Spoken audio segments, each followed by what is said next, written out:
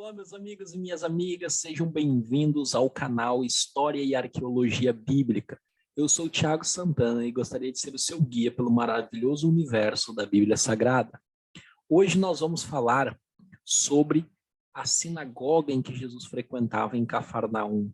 A cidade de Cafarnaum foi uma cidade muito importante do ministério de Jesus.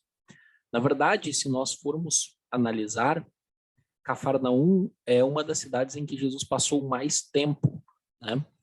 Ele viveu em Nazaré um bom tempo, e saindo de Nazaré, ele foi para Cafarnaum. Isso nós podemos ver ali no Evangelho de Mateus, capítulo 4, verso 12 e 13. Abra comigo sua Bíblia no capítulo 4 de Mateus, versos 12 e 13, para nós nos situarmos aqui. E então eu gostaria de mostrar na sequência para você algumas imagens da sinagoga em Cafarnaum e falar um pouco da sinagoga e como funcionava a sinagoga na época e possivelmente aí qual é o papel dessa sinagoga no ministério de Jesus. Se nós olharmos o versículo, então, 12 do capítulo 4, diz assim: ouvindo, porém, Jesus que João fora preso, retirou-se para a Galiléia.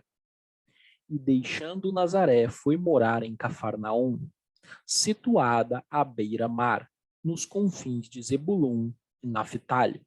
Extremamente interessante esse texto por algumas informações que nós temos aqui.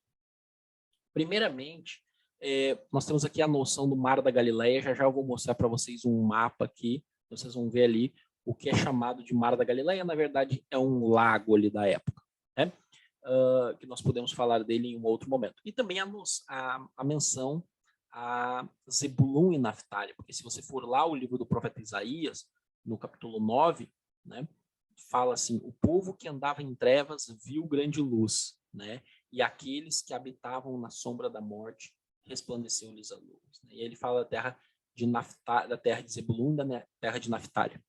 É interessante se pensarmos, então, nessa região aí do Mar da Galileia, essa região da Galileia, e pensarmos também exatamente em Cafarnaum, porque os arqueólogos e estudiosos do hebraico bíblico entendem que a Cafarnaum seria a aldeia do profeta Naum. Então, a expressão Cafarnaum seria a aldeia do profeta Naum. Então, essa é a alusão à terra de Cafarnaum. Bom, deixa eu compartilhar com vocês aqui na tela uma imagem para vocês conhecerem e se situarem geograficamente, né, de que região nós estamos falando aqui, ok? Vamos ver aqui.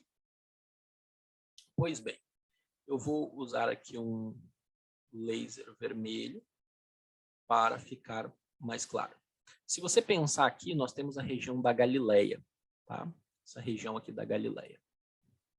Aqui nós temos a região que é chamada de Israel Norte, né, que vem até aqui, essa parte aqui, né? E aqui nós já temos a região aqui da Judéia, né? Ok, com Belém aqui, você já vê várias cidades famosas aí do texto bíblico, do Novo Testamento, né? Belém, Jerusalém, né? Várias. Agora, se nós pararmos para pensar aqui na Galileia, nós temos algumas cidades bastante famosas também no Evangelho. Séforis, né, uma cidade pouco mencionada, mas era uma cidade bastante rica na época, uma cidade bem estruturada. Nazaré, né, que é a cidade onde Jesus vivera boa parte do tempo. Tiberíades, nós vamos falar em um outro momento de Tiberíades. Nós temos aqui Magdala, né, que também é uma cidade mencionada. Caná, né, se lembrar o primeiro milagre de Jesus, né, em Caná da Galileia. Você tem Corazim aqui, você tem Betsaida aqui, se vocês lembrarem do discurso de Jesus, aí de Corazim, né, e Betsaida, né? Então, se você pensar, né, nas cidades também mencionadas quando Jesus diz, ai de ti Corazim, ai de ti Betsaida, né? Se em Tiro, ó, aqui, ó, e Sidom, que são cidades da Fenícia, se tivesse operado os mesmos milagres em você, né, que em você, teria se arrependido há muito tempo. Eles teriam se arrependido. Então, por quê? Corazim e Betsaida viram os milagres de Jesus, enquanto Tiro e Sidom, que eram cidades fenícias, consideradas pelos judeus como pagãs. Então, eles teriam se arrependido. Uma mensagem extremamente forte. Aqui nós temos Cesareia de Filipos. Aqui é mais para vocês se localizarem e vocês perceberem aqui, então, o Mar da Galileia, tá? O Lago da Galileia. E Cafarnaum, situado aqui à beira do Mar da Galileia, como diz o Evangelho. Ok? Para vocês terem uma noção, é aqui que Jesus vai morar. Jesus sai de Nazaré e vai para Cafarnaum. É aqui que ele vai viver um bom tempo. Segundo o Evangelho, uma sinagoga foi construída neste local.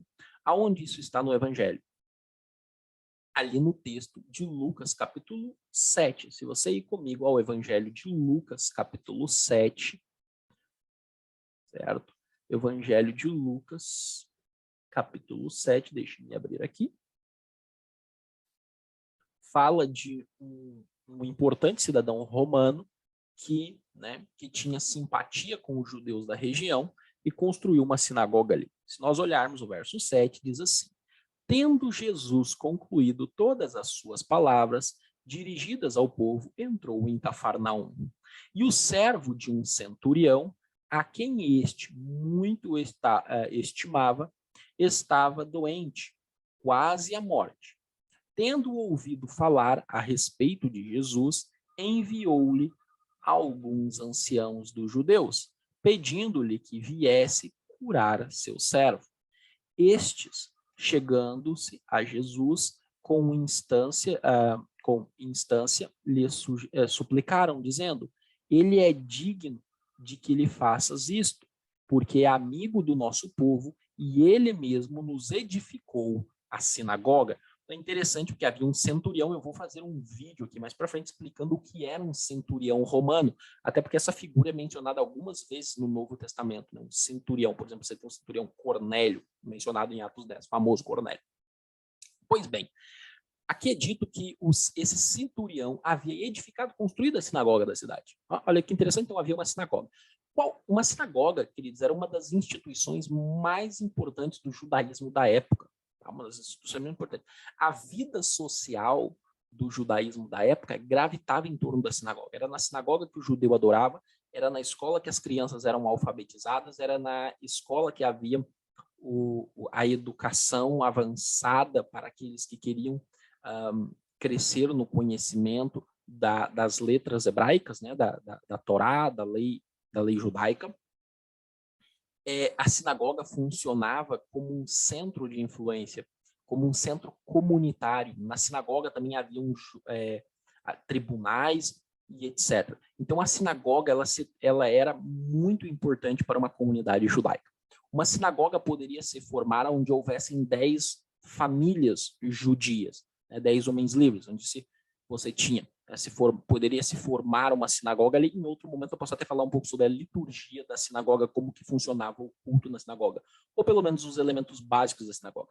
Mas inclusive é interessante que um dos elementos básicos de uma sinagoga, que já é intencionado desde Shimon ben Shatar, lá por volta do ano 70 antes da Era Comum, 70 antes de Cristo, 70 antes da Era Comum, que é a educação das crianças, né? Que a educação, os fariseus, eles tinham o intuito que a educação fosse obrigatória para as crianças. Tá?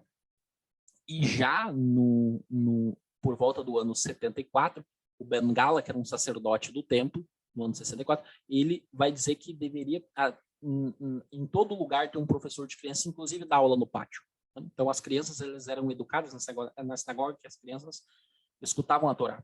Inclusive, agora, se nós pensarmos assim na Galileia, na região da Galileia, né, os galileus, eles parecem que eles tinham um sotaque diferente, uma forma diferente de pronunciar as palavras. Tanto é que no Talmud nós somos informados que fora da Galileia havia uma instrução para que os galileus não fossem convidados a ler o texto, né? Ler o texto na sinagoga. Por quê? Por causa do sotaque deles. Então, eles pronunciavam algumas palavras de forma errada. Então, o sotaque deles, por causa disso, eles não eram convidados a ler o texto, ok? Participar da leitura. Agora, é interessante porque Jesus, ele é aí apresentado em Marcos, capítulo 1, verso 1 a 28, como alguém que está ensinando na sinagoga da Galileia, certo? Se nós olharmos em Marcos, capítulo 1, Marcos, capítulo 1, nos versos aí 1 a 28, né? Você pode ver aí no verso 21, diz assim: depois entraram em Cafarnaum, e logo no sábado foi ele ensinar, né, na sinagoga.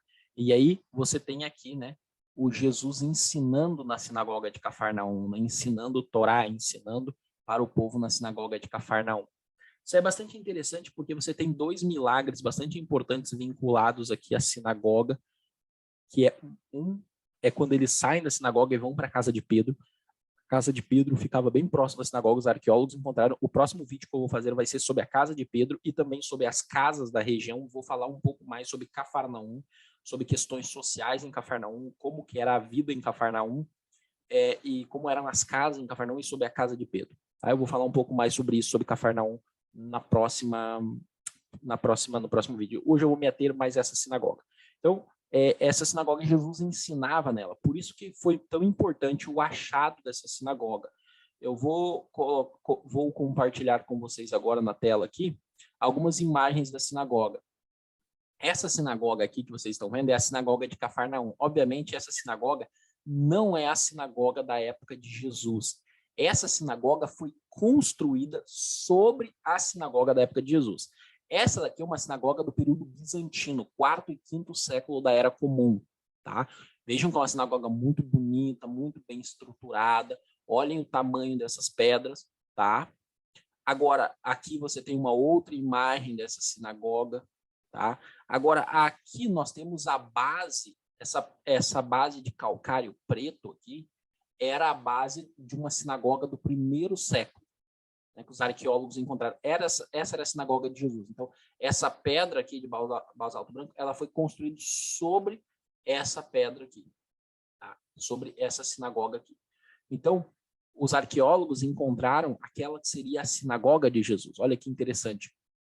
Isso é importante porque a tradição judaica nos diz que haviam sinagogas disseminadas por todos os lugares, né? Por todos os lugares.